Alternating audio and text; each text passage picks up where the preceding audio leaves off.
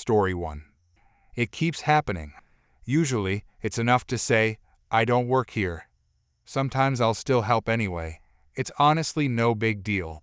This time, I kinda might be at fault. So I went shopping at the Bullseye store. It was a rare day when my kid's father opted to watch all three, even though he really didn't want to. But that was neither here nor there. I was by myself, with maybe 1 hour to just shop and decompress, and I was loving it. Decided to get some chocolate that I was totally going to scarf down in the car before going home. They had tons of different kinds. I'm salivating and loving that I get a whole candy bar to myself. I select one and turn to go and I hear it. A hum.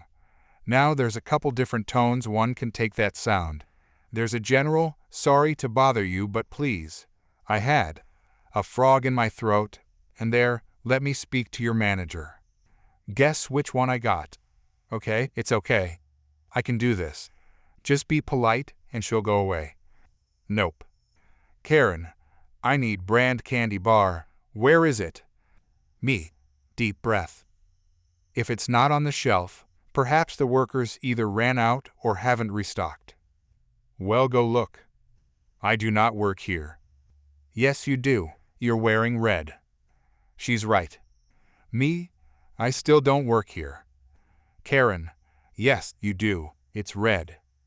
Clearly Miss Karen is in a bad mood. Okay, I still got this.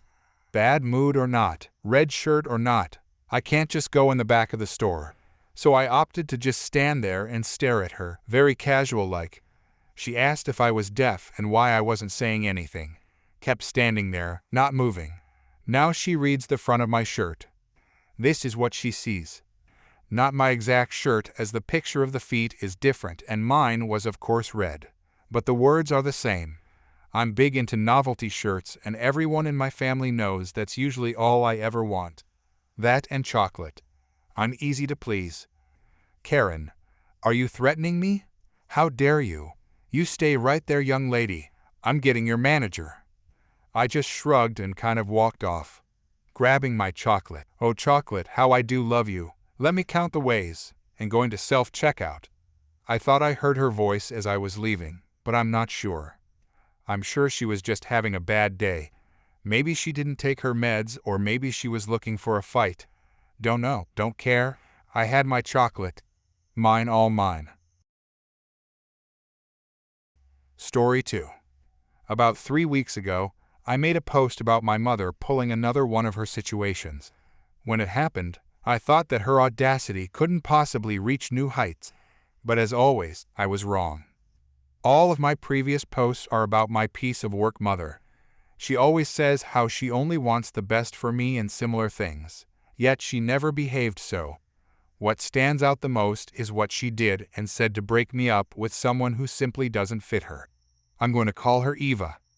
Eva is a part foreigner and has a skin condition, vitiligo, on a large part of her body including face. For me, she is the most beautiful and amazing person ever. I'm happier than ever with her and I love her more than anything or anyone else. Still, this isn't enough for my mother, because immigrant family and skin bad. In the past few months, my mother developed vitiligo herself. I thought that it would help with stopping her nonsense, and once again, I was wrong. Some of the things my mother has done: numerous insults towards Eva, making our lives hell for 1 month, publicly insulting her, trying to get me together with someone else, downplaying her serious accident and past issues, so to speak. I don't really want to elaborate. I have, of course, always done my best to protect her from my mother's nonsense. I don't really think that we'd be where we are now if our respective families weren't on our side, and Eva wasn't so amazing. Context over. Apparently, both me and Eva blocking her on several occasions wasn't clear enough, because my mother made another account on Messenger, only to harass us again. This happened on Friday through Saturday. My mother messaged both of us. Messages to me. Still, I think that you're making a big mistake by making a commitment so early. How can you know that she's the right one? Perhaps if she changes herself, you'll like her more. Here are some suggestions. Be less pushy with how she looks. as in cover up the vitiligo and dye the chunk of white hair caused by it. This is complete nonsense. I find it beautiful. Less trashy and more feminine clothing. I think what she means is that Eva should stop wearing things like oversized t-shirts, hoodies, or band merch, which is just absolute nonsense. Be more respectful and less foul-mouthed. Stop playing video games and doing sports exercising, because that's not what women do. That's what my mother said, not me. I hope both of you think about yourselves. Messages to Eva. I can tell that both of you are serious, but please consider doing something my son would like if you did. Which is yet again nonsense. I love Eva exactly how she is. Same stuff as above. So, we read the messages. Eva was about to do one of her favorite things, cussing the hell out of people, this time my mother for the audacity and insult, when I thought of something better. Several hours later, Saturday, the idea was to get back at her by using her own list. Eva chose this time, for 3 reasons: to do it without being interrupted, to spite her, and to fuel her petty side. I know for a fact that my mother has her phone on Do Not Disturb during the night. So no, we didn't wake her up, nor did we intend on doing so. What I wrote: I'm glad that you think of me like that, wanting the best for me, but 1. Just because you're insecure about yourself doesn't mean that she has to accommodate your insecurities. 2. I have no problem with her clothes. 3. Try to not be a witch towards her if you want her to respect you. 4. Again, you're just insecure that she isn't a couch potato, unlike you. She doesn't have to accommodate your insecurities, and you're just sexist. Instead of focusing on what you think is wrong about her, you should focus on yourself. You're in no place to tell her what to do or to change about herself. What Eva wrote: Nah, he'd tell me himself if he wanted me to change, so quit it. I'm no one to you, you're no one to me, so you're the last person to tell me what to do. I'm sure your son already wrote it, but just so we're clear. Unlike you, I'm not insecure. I'm happy with how I look. I'm not going to accommodate your insecurities. I missed the part where my clothing is your business. That's what you get for being a witch. Video games are for both men and women equally. Try doing some sports yourself. I hope that I made myself clear. We haven't blocked my mother immediately afterwards to see her reaction and to be certain that she read it. She did indeed read it, and as you probably have guessed by now, she wasn't happy. We woke up to 5 messages from my mother, all saying how disrespectful we are towards her just wanting to help. Knowing that she saw our messages, we blocked her without answering. Were we disrespectful? Yes, I know that. No need to slam me for that in the comments. However, after what she has done in the past, and this audacity to try and dictate Eva what she has to do, I believe it's justified. Story 3. Hello everyone. This might just be me venting into the void, but I really needed to say it somewhere. Please let me know if this is not the right place to do so. I am currently dealing with a very frustrating person in my religion class. I am in college and, honestly, pretty lonely, so when the person sitting next to me struck up a conversation about the pins on my backpack, I immediately jumped at the chance to exchange contact information and maybe make a new friend. Unfortunately, this turned out to be a big mistake. I will start by saying that both I and this person, whom I will call M, are on the autism spectrum, and it is quite obvious for both of us. I genuinely feel bad because I know M does not fully realize how frustrating their behavior can be. However, M has been told that some of their actions are disrespectful, yet they continue to do them anyway. For example, M openly plays video games and scrolls through short videos on their phone without using headphones during class. They also make loud comments about videos shown on the projector and attempt to talk to me during readings, even after being told to remain quiet. Somehow, M manages to annoy not only me and the professor, but, I would confidently guess, nearly everyone they come into contact with. Somehow, this person even has a girlfriend. Apparently, M has even been warned about being removed from class if they do not improve their behavior, which is probably why they stopped scrolling through videos. Still, they continue to be a public nuisance in other ways. What has really been getting to me lately is how M has decided that we are close friends after only a few conversations. I have to carefully plan when I go to the cafeteria, because if M spots me, they will sit across from me and immediately start talking, no matter what I am doing. I could be wearing my large noise-canceling headphones, looking at my phone, or even actively walking toward the door. It does not matter. M will still start talking or even follow me out. I have even tried changing my seat in both the cafeteria and the classroom, but every time, M follows me and sits right next to me again, continuing to talk as if nothing is wrong. I admit that I have never directly told M that I do not want to be their friend or that I want them to leave me alone, but I feel like I have given several clear signs that have been completely ignored. This has caused me to build up a lot of resentment toward them. Edit. There was a comment I unfortunately could not respond to, but part of the reason I have not told M to leave me alone is because they often say how sad or lonely they would feel if I were not around. That makes it very hard for me to distance myself, even though I really want to. This all came to a head on Thursday, when our professor told us to choose partners for the final project of the semester. Immediately, M spoke up and said, "We will be partners and do this together." Excuse me? I never agreed to anything with you. Throughout the entire class, even as I tried to talk to other people individually, M kept repeating things like, "We will do this," or "We will do that," as if it were already decided. They never asked me if I was all right with it. They just assumed we were a team. M was so persistent that we eventually ended up in the same group anyway, mostly because no one else would work with them, and honestly, no one wanted to work with me, either because of my association with them. It was incredibly frustrating. After class, I decided to remove M from my contact list on the chat platform we used. Less than a minute later, they sent me a direct message asking if we were still friends, if everything was okay, and what they had done wrong. When I did not reply, they followed up asking specifically what they did wrong, so they could avoid doing it next time. I still could not bring myself to respond, because honestly, the real answer was everything, and I did not want to hurt their feelings. Now I keep wondering, am I being selfish? Am I overreacting? I still have to work on this final project with M, but I do not feel like I should have to act as their caretaker just because I was polite to them a few times.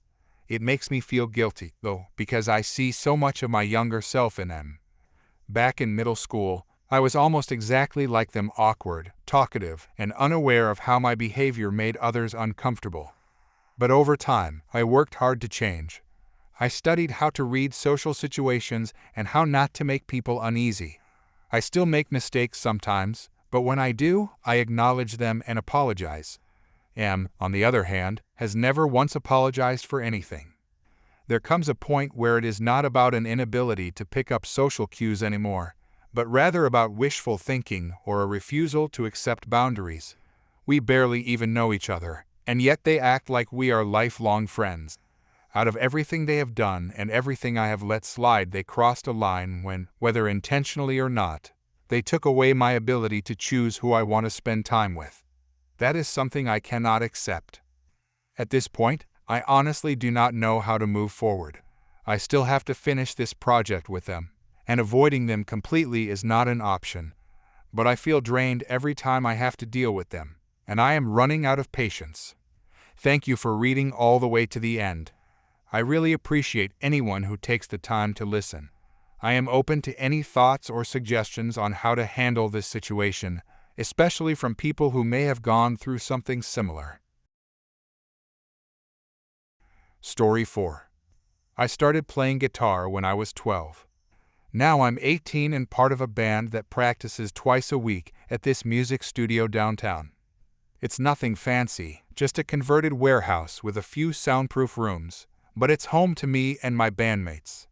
I also take private lessons there on Thursdays to keep improving my skills. My guitar is my pride and joy. I saved up for 2 years doing odd jobs around the neighborhood to afford it. Mowed lawns, walked dogs, helped people move furniture, you name it. Every dollar I earned went into a jar labeled Guitar Fund that sat on my desk. When I finally had enough, I went to the music store with my dad and picked out this beautiful electric guitar. The case alone cost me another $100, but it was worth it to keep my instruments safe. Today started like any other Thursday. I had my lesson at 4 in the afternoon, spent an hour working on some new chord progressions and techniques with my instructor. My friend, the drummer in our band, was still inside working on some complicated rhythm patterns they wanted to nail down before our next group practice. I said goodbye and headed out, slinging my guitar case over my shoulder like I'd done 100 times before. The parking lot was mostly empty. Our studio is in a strip mall, and most of the other businesses close by 5. I was walking toward the bus stop when a car pulled into the lot and parked near the entrance. A woman got out, followed by a boy who looked about 9 years old. I didn't think much of it at first. Plenty of people come and go from the studio. But then the kid spotted me and my guitar case. He pointed at my case and told his mother to look at the thing I had. Then he asked if he could have it. I felt a knot form in my stomach. I stopped walking and turned to face them properly. I told him no and explained that it was my guitar and that it was expensive, so I couldn't let random strangers use it. The woman's expression changed instantly. Her smile vanished and her eyes went cold. She said no and insisted that I let him use it. She told me her baby had a right to it. Before I could react, she lunged forward and grabbed at the strap of my guitar case. I stumbled backward, clutching the case tighter. I yelled at her to stop. I managed to keep hold of it, but she was surprisingly strong. She yanked hard on the strap, and I could feel it digging into my shoulder. She threatened to have me arrested for assault if I didn't give it to her. That's when she shoved me. Hard. I lost my balance and hit the pavement, landing on my side. Pain shot through my elbow and hip. My guitar case clattered beside me, and I immediately grabbed it to make sure it was still secure. The kid was jumping up and down now, clearly excited by what was happening. He told his mother he wanted it right now. I was trying to get back on my feet when my friend burst through the studio doors. They must have heard the commotion from inside. They yelled at the woman not to touch me. The woman whirled around to face them. She told my friend to shut up and called them a silly child. The kid repeated that he wanted it now, his voice getting louder and more demanding. His mother said she would do whatever her baby wanted. What happened next felt like it was in slow motion. The woman reached down and snatched my guitar case right out of my hands while I was still getting up. Then she turned and ran straight into the studio. I scrambled to my feet, my friend already running after her. We both charged back inside, following her down the hallway. She was fast, but we knew the building better than she did. She made it to one of the practice rooms before we caught up with her. My friend grabbed one end of the case while I grabbed the other. The woman was still trying to hold on, but between the two of us, we managed to wrestle it away from her. She stumbled backward, and the kid started crying. My friend announced they were calling the cops. The woman protested and claimed that I had assaulted her son. I looked at the kid, who was completely fine, just throwing a tantrum because he didn't get what he wanted. My friend pulled out their phone and dialed, while I held onto my guitar case like my life depended on it. The woman tried to leave, but my instructor had heard everything and was now blocking the exit. The police arrived about 10 minutes later. 2 officers came in and asked us what happened. We explained everything, and then one of the officers asked about security cameras. He wanted to know if the building had cameras outside. My instructor nodded and took them to the office where they could review the footage. She started making excuses, saying I had offered to let her son use the guitar, that we were lying, that she barely touched me. The officer came back after watching the video. He told the woman she needed to come with them, and that she was being charged with assault of a minor. She said it was ridiculous, and asked if all this was over a stupid guitar. The officer explained that she had pushed a minor to the ground and stolen their property. He told her that was assault and theft. They put her in handcuffs while she screamed about lawyers and lawsuits. The kid was still crying, and I actually felt bad for him. He didn't ask for a mother like that. Another officer stayed behind to take our statements. I had to write down everything that happened, and my friend did the same. They also took photos of my scraped elbow and the spot on the pavement where I fell. The officer told me they'd be in touch if they needed anything else. He also said the woman would likely face charges and that I should tell my parents what happened. I called my dad while my friend and I waited for our rides home. When I got home, I opened my guitar case with shaking hands. Everything was fine. Not a scratch on it. I sat there for a long time, just staring at it, thinking about how close I'd come to losing the thing I worked so hard for. I never saw the woman again. I don't know what happened to her kid. Part of me hopes he ended up somewhere better, with people who could teach him that you can't just take whatever you want from other people. But mostly I just felt grateful that my guitar was safe and that my friend had been there when I needed them. Story 5. This just happened a couple of hours back with a client. Mild premise before I get into the story. I work as a product designer technical architect for a company that builds software products that are well in demand for data analysis and sorts, and there is this application I was fortunate to design and develop for my company. Recently, like everyone, I am working remotely, but also have cut down lots of responsibilities as I don't feel 100% after my chemo, and sometimes my meds make me cranky. Coming to the story. I receive a WhatsApp message on my personal number from an unknown number asking that they need urgent help regarding product X. Definitely responding to that. Decided to message them back and asked what was wrong. The first response was, "Why did I not pick up their calls?" I don't pick up calls on my personal number unless they are saved in my contacts. Even then, selectively, as most calls are to ask how am I doing.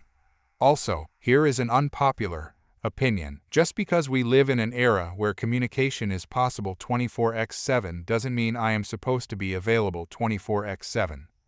I did not want to dwell on that, so I asked what was wrong with the product. That's when the number called me on WhatsApp, and I had to pick up as I had engaged a conversation. Instead of getting directly to the topic, she tells me she's been trying to reach me on my personal cell for some time now, and that I should behave more professionally and should try and solve the issues of the clients as fast, especially during these trying times. Except for her tone, what she said was correct. So, I had no issues there. Every service provider should try their best to help their client to the best of their abilities. Agreed, madam. Then she goes on to explain the issue, which is mostly a time reset or a configuration level issue that you have to do from the product dashboard. Easy peasy, but still not something that I need to be involved in. This requires them to raise a support ticket, and one of our support engineers should take this up. But the audacity in her voice made me feel that she was someone really important, and maybe going above and beyond to help her would be good for our company. Boy, oh boy. In the next 15 minutes of the conversation, I realized that I was talking to an idiot who can't differentiate between a pen and pencil. She kept entering wrong stuff everywhere and messed it up even further. Well, I have encountered higher officials who do such things at some tech, but are brilliant in some other scope. So I gave her the benefit of the doubt, and I guess I really wanted to be in the good books of such a high-ranking official. Thus I asked her to have a call via Zoom, and that would let me connect to her computer via screen sharing, and I would also be able to access her system remotely and fix her machine. Her response was, "Sorry, I don't want to get in a video call with you." Me in my head, PFFT, what again? You called me on my personal number to fix your configuration issue and this? But sure, her choice. Okay, madam, in that case you can call up our support desk at the toll-free number, raise a ticket, and they'd solve this for you. They mostly have remote desktop access. That's very unprofessional of you. I'll have you reported and fired. I'll also make sure that we use a better product going forward. So, I go again, ask her to get me the remote desktop ID, which she gives me. I access her session, and now I realize that she's an associate, as shown in her user group for our product, which means she's the leaf node and pleasing her gives me nothing. Now, I get cranky. I have no intention of helping this woman. While I was explaining the fix earlier on, this idiot had made random changes and made things a little tricky for the configurations as we have no idea what exactly it was before. We do, but not really straightforward from the user interface. So, I told her everything is lost and she'll have to raise a support ticket. Now she starts hurling abuses at me. She says she'll fire me today and asks for my name. Woman has my personal number but doesn't have my name. What the heck, man? I love clients, so I always record every call with them. I hang up saying that she's an idiot and should learn how to read and follow instructions properly. A while later, I get a call from someone in my team saying that Campania Priority 1 ticket has come saying one of their major reports isn't getting generated. Well, guess what? One of the config changes she made deleted a major report of the company. Who trusts idiots with major stuff, man? And today is Friday, so my support staff is only going to find the root cause of the error and then notify them what happened. They'd only be fixing it the next business day. Apparently, the employee had messed up majorly and then called me seeking help. I am guessing, based on the timelines from the log, and you know what I did. I just sent in a mail stating what happened and how I was expecting a little more professional behavior from the employees of a respected firm like theirs, and how unprofessional is it to call a personal number and expect stuff to be done on the fly when certain protocols exist, with voice recording and WhatsApp chat. I made sure that I did not mention her name anywhere in the email, but I did not bother to black out her number in the WhatsApp chat screenshot. Someone is now looking for a new job. Minor update to this. My personal number was given away by someone from my own company. The guy who gave it away was a friendshadow of this particular person. That will be dealt separately and might not make it to another story. Apparently, the guy was trying to help the client out as she had deleted something important, and when the client asked who could discreetly help her to fix it, he said my name and gave out my number. But very clever of my guy though. Hey, do you know someone who can fix this? Yes, I do. And brings in the guy who built it. Nice move. He'll deal with human resources separately. Also, the client did not mention any of this. Had she actually been completely truthful, I am sure we would have dealt with it differently and helped her fix it, as it still falls as our responsibility at the end of the day. Story 6. This happened several years ago, around 2017. I had left college the year before and already had a job in a small family-owned restaurant and was looking for a second job so that my roommate and I could save up to get our own apartment. We were living with her family at the time, and Rumi was also searching for a job. She was having a harder time of it, due to multiple leg injuries as well as other health complications. But eventually, we found a restaurant that was getting ready to open, and it was on the same street as my current job. I picked up 2 applications on my way into work one morning and turned in the filled applications the next day. On my day off, we went in for our interviews, and at the start, the manager said, "This is really just a formality. I'm going to hire you both anyway," and we both thought that was a good sign. The new restaurant was going to be a 24-hour diner, similar to Denny's and Waffle House. The lady who gave our interviews used to be a Waffle House manager, but it was 50s themed, and it was across the street from several bars. As the interior of the restaurant was still under construction, no one outside of management and construction crew could be in the restaurant for the next few weeks, and the management told us that they would text us when it was time to start training. Yeah, make that about 2 months before we hear about any sort of training, already not a good sign. Once training started, it became clear that these people had no clue what the heck they all needed to do. You know how a restaurant is on kitchen nightmares before Gordon Ramsay comes and does an overhaul? Yeah, pick one of the worst restaurants and you're getting close to the crap this place pulled. Can't take any breaks no matter how long your shift is. Can't be seen rehydrating in front of customers. And don't get me started on what we found in some of the food. One thing I also forgot to mention earlier, this was a 2-story restaurant. Remember those multiple leg injuries that my roommate has that I mentioned earlier? She made sure that the management knew about it, and they said each time that they wouldn't put her upstairs.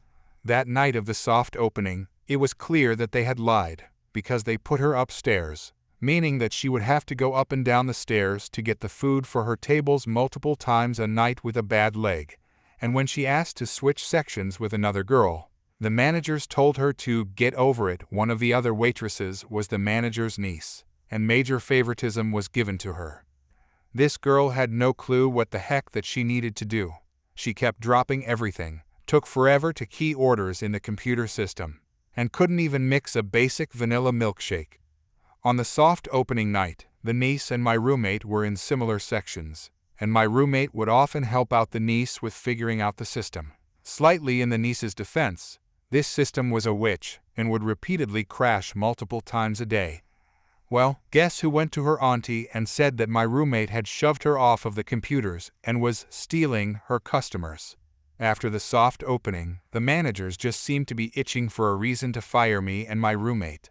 But they couldn't because neither of us had any write-ups, and any bullying accusations that the niece tried to pin on us were quickly disproved by other waitresses. And then the restaurant started opening for real.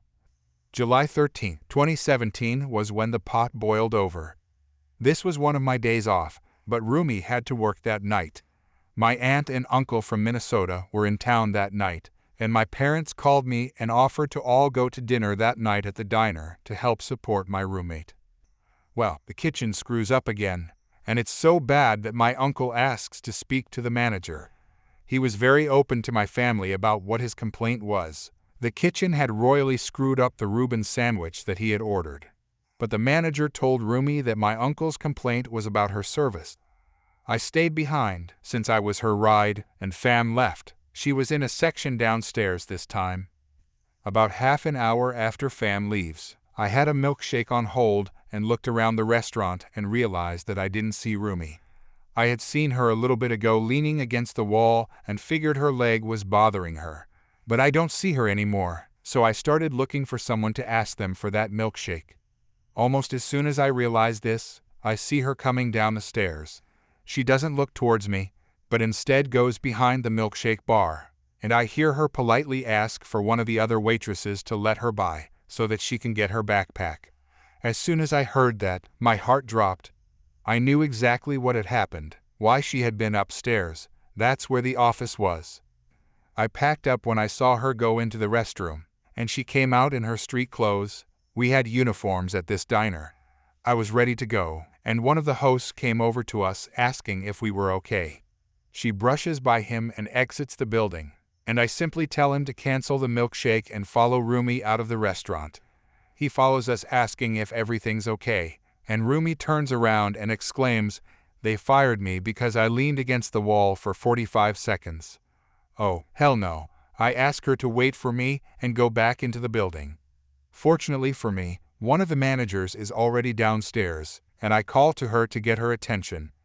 Thanks to theater, I know how to project my voice, and I make sure that the whole building can hear me when I tell her, "Because you fired my roommate over an injury that she made sure you were aware of, you can consider my employment terminated as well."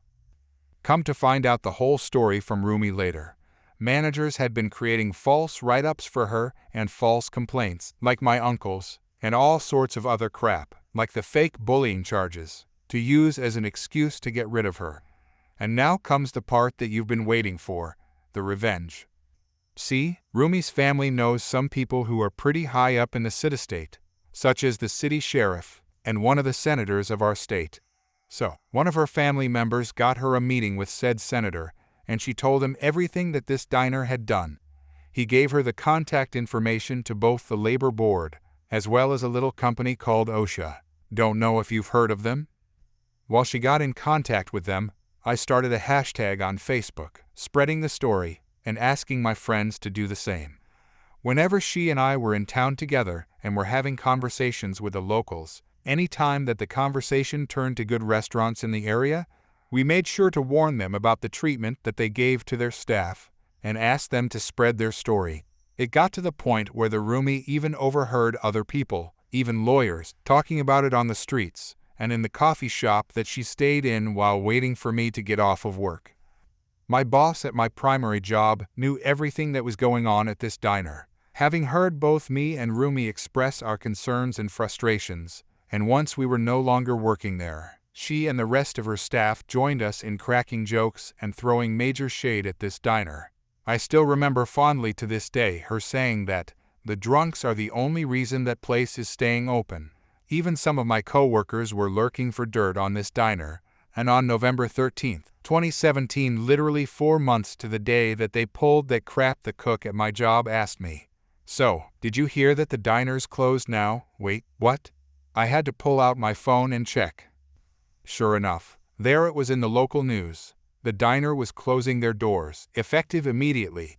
The excuse that they gave was management change and that it was only temporary, but to this day, the space that the diner had occupied is still boarded up.